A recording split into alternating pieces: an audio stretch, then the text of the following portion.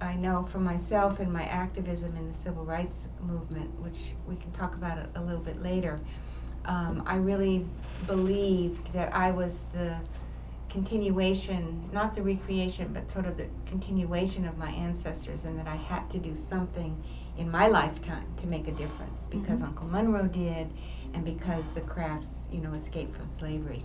And by being a child of the 60s, I was right there at the right time to be in SNCC and go to jail and all of those things which I've done with my life.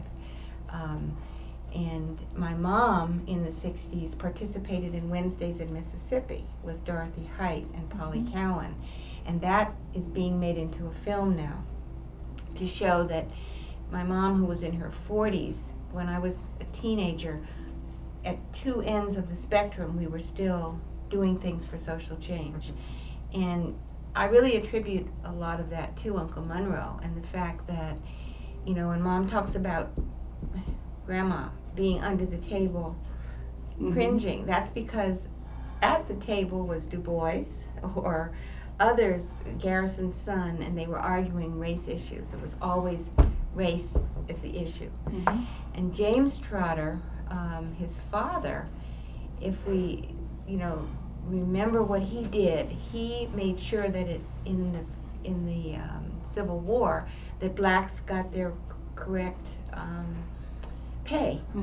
And the movie Glory is built around James Trotter's character.